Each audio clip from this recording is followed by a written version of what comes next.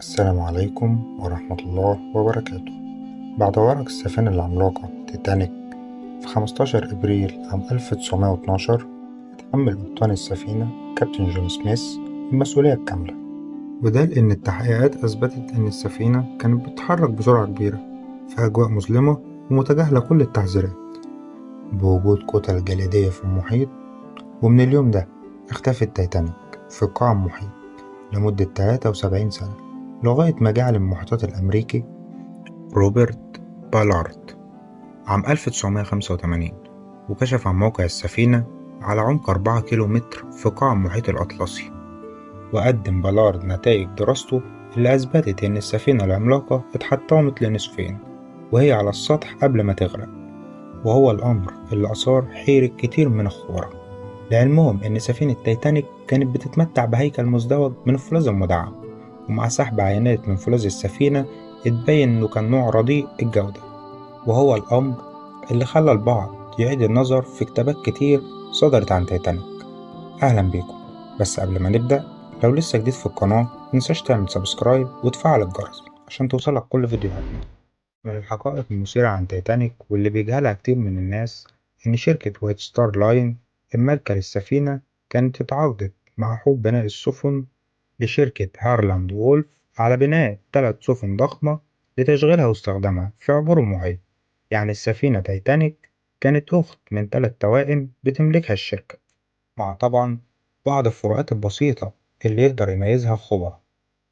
أول السفن اللي تم إنتاجها وتسييرها في المحيط كانت السفينة أولمبيك، واللي بدأت رحلتها في 10 أكتوبر عام 1910، يعني تقريبا قبل انطلاق سفينة تايتانيك بسنة ونص كاملين.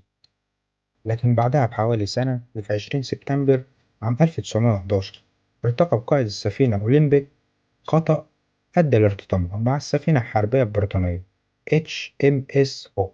والمفاجأة بقى إن قائد السفينة اللي ارتكب الحادث ده هو نفسه الكابتن إدوارد جون سميث، كابتن السفينة تايتانيك فيما بعد. وبعد الحادث ده بدأت سلسلة من التحقيقات أثبتت خطأ السفينة أولمبيك وتحميل الشركة المنتجة ليها أغلب التكاليف، والقرارات دي اتسببت في خسائر ضخمة جدا لشركة وايت ستار لاين. وطبعا الأمر ده أدى لخلافات كبيرة مع شركات التأمين. ونظرية المؤامرة بقى في الموضوع ده بتقول إن الشركة بدلت تايتانيك بأولمبيك عشان يرجعوا يغرقوها تاني بطريقة يخلوهم يستفيدوا من قيمة التعويض من شركات التأمين. وأصحاب النظرية بيقولوا إن الخطة دي حازت على موافقة المسؤولين الكبار، ومن ضمن المسؤولين دول كان المليونير جون مورجان الممول الرئيسي للشركة. وبالرغم من إن الموضوع كان في غاية السرية، والعاملين على الموضوع دوت تم تهديدهم بفقدان وظائفهم لو سربوا أي معلومة، إلا إن ده ما منعش إن بعض المعلومات تتسرب من هنا أو من هنا وبدأت تنشر. وفي النهاية تلقى المعلومات دي المهندس والكاتب البريطاني روبن جاردنر، وألف مجموعة من الكتب أشهرها تايتانيك السفينة التي لم تعد. ومن خلال مجموعة الكتب دي قدم جاردنر كتير من الطعون وأثار كتير من الشكوك اللي بتأيد احتمالية تبديل السفينة بالفعل مع أولمبيك. وكان من اللي قدمها جاردنر هو إلغاء 50 شخصية من المسؤولين الكبار لحجزهم اللي كان مؤكد على السفينة. وأضاف إن الكارثة كلها كانت عملية احتيال تأمينية، وما كانش الهدف منها قتل الناس، إنما كان من المتوقع إنه يتم غرق السفينة والاستفادة بقيمة التأمين بعد ما ينقذوا الناس عن طريق القوارب الصغيرة اللي من المفترض إنها هتنقل المسافرين لسطح سفينة تانية.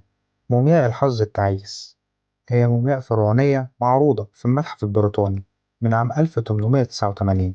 وقصة الموميا دي بتحكي عن أميرة فرعونية كانت الابنة الوحيدة لأبوها ملك البلاد، وقبل أيام قليلة من زفافها على أمير من خارج الأراضي المصرية ماتت الأميرة بعد تعرضها لحادث، فأبوها الملك أمر بتصميم أفضل تابوت وحنطها أفضل تحنيط. مع مرور السنين اكتشف 2 من علماء الآثار الإنجليز القبر والموميا، فخدوا الموميا معاهم لدراستها بشكل أكبر في معملهم في إنجلترا. لكنهم بعدها تعرضوا لحادث وماتوا هما الاتنين، واتبرعت عيلتهم بالموميا للمتحف البريطاني. وعلى الرحلة في تايتانيك كان من ضمن الركاب الموجودين رائد الصحافة الاستقصائية البريطاني ويليام ستيد، وهو أحد الضحايا اللي ماتوا خلال الكارثة. ومع استجواب بعض الناجين لمعرفة أسباب الحادث ادعى البعض إن ويليام ستيد كان بيحكي في جلساته عن الموميا الملعونة، وكان بيقول إنها تسببت في حوادث كتير في المتحف البريطاني، وهو الأمر اللي خلى إدارة المتحف تتخلص منها وتبعتها المتحف في نيويورك. وأكد إن الموميا كان بيتم نقلها على السفينة، وكان دايما بيهزر مع الناس ويقول لهم أنا خايف من مفاجآت موميا الحظ التعيس، وهو الكلام اللي تسبب في انتشار نظرية غرق السفينة تايتانيك بسبب لعنة الفراعنة. أحد النظريات المشهورة برضو هي النظرية اللي بتدعي إن الحادث كان نتيجة للصراع المذهبي بين الكاثوليك والبروتستانت. في الفترة دي كانت الصراعات المذهبية مشتعلة جدا في أوروبا، والنظرية دي اعتمدت على حادثة شهيرة جدا حصلت عام 1886 في أيرلندا، تحديدا في شركة بناء السفن المعروفة باسم هارلاند وولف. وهي الحادثة اللي أغلب موظفين الشركة البروتستانت هجموا على زمايلهم الكاثوليك، وهو الأمر اللي أدى مع دخول القرن العشرين لتناقص أعداد الموظفين الكاثوليك في الشركة، لغاية ما انتهوا تماما مع دخول القرن العشرين. ونظرية المؤامرة في الموضوع ده بتقول إن في مجموعة من الكاثوليك وخاصة من ركاب الدرجة الثالثة في تايتانيك اكتشفوا إن رقم بدن السفينة مكتوب بطريقة فيها إشارة لرفض البابا فروما، وهو الأمر اللي اعتبره كتير من أفراد المجموعة نظير تشاؤم، وبناء عليه اتحمس بعض الأفراد وأشعلوا الحرائق وفككوا المسامير من بدن السفينة. والغريب بقى إن النظرية دي كان ليها مؤيد من العيار التقيل، وهو المحامي والمؤرخ الأمريكي جون والتر لورد، وهو الشخص اللي أكد على صحة الادعاء ده في كتابه عن تايتانيك بعنوان A Night to Remember أو ليلة لا تنسى. عرض لورد في كتابه صورة رقم السفينة وطريقته مكتوبة بالعكس، واللي بتوحي للقارئ إنها مكتوبة لا للباب.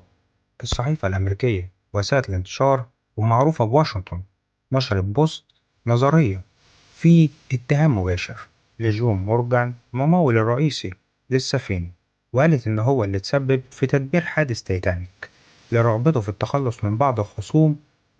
وكان المقال بعنوان هل جون مورجان معادي للسامية؟ وعشان نفهم نظرية المؤامرة دي فلازم نفهم بعض الحاجات. جون مورجان ده كان بيتم وصفه بأنه المصرفي الأعظم في أمريكا، وكان بينه وبين عيلة روثشايلد المصرفية الشهيرة تعاون وتنافس في نفس الوقت. والعيلة دي هي عيلة يهودية عريقة في سوق المال، وكان هدف مورجان هو إنشاء اقتصاد بديل عن طريق إنشاء بنك احتياطي فيدرالي أمريكي، لكنه كان بيقابل معارضة جديدة من شركائه. وكان مورجان بيعتبر الأقطاب دول هم السبب في تقويض شوكة البنك اليهودي. وعلى حسب تحليل الجريدة فجون مورجان كان بيبص أكتر لمصلحة أمريكا، أو ربما كان من متأثرين بأفكار معاداة السامية اللي كان بدأ الترويج ليها في أوروبا. والأخبار اللي تم ذكرها في المقال أخدها ببعض وافترضوا إن جون مورجان قرر إنه يتخلص من شركائه، وده كله كان لإضعاف عيلة روثشايلد. واللي بيأيد الكلام ده من نظرهم إن مورجان اعتذر عن الرحلة في اللحظات الأخيرة بحجة إنه تعبان شوية، وهو الأمر اللي تم نفيه بعد كده. والتأكد على إن مورجان اشترى بعض المفروشات لمجموعته الفنية. وفي نفس اليوم صحيفة الديلي ميل البريطانية هي كمان كان لها نصيب من نظريات المؤامرة. صحفي التحقيقات الأيرلندي المخضرم سينان مولوني درس حادث تايتانيك على مدار 30 سنة، ووصل في النهاية إن في حريق حصل في اللحظات الأخيرة قبل انطلاق السفينة، وحدد كمان مكان الحريق القبو رقم 6. وقال إن الترتيبات اللي كانت معمولة لانطلاق السفينة ما كانش ينفع إنها تتلغي في اللحظات الأخيرة، وخصوصا مع حالة الزخم الإعلامي اللي كان مصاحب للانطلاق. وعشان كده من وجهة نظره الطاقم قرر إنه يسيطر على الحريق وما عطلش الرحلة كلها. لكن خلال الرحلة وتحديدا في اليوم الثالث من الإبحار اشتعل الحريق مرة تانية، وبعد تقييم الموقف من القبطان وكبير المهندسين قرروا إن أفضل حل لتجنيب السفينة الزعر والفضايح هو محاولة السيطرة على الحريق. وزيادة سرعة السفينة للحد الأقصى عشان يوصلوا للمينا بسرعة ويعالجوا موقف. لكن اللي حصل إن مع السرعة الكبيرة دي وخلال الليل البارد حصلت المشكلة، واصطدمت السفينة بجبل الجليد، واللي كان كافي إنه يعمل شرخ في باطن السفينة، واللي كان أصلا ضعيف بسبب الحريق. وطبعا المية دخلت للسفينة بسرعة وغرقتها. ويعتبر نظرية مولوني هي أكتر النظريات المقبولة عند بعض الخبراء. لكن مع ذلك بعض الخبراء بيقولوا إن حرائق السفن واشتعال الفحم كانت حاجة بتحصل بصورة دورية في مختلف الرحلات، ويعتبر حادث عادي بيتم السيطرة عليه بدون مشاكل. لو وصلت لحد هنا متنساش تعمل اشتراك عشان توصلك فيديوهاتنا أول بأول.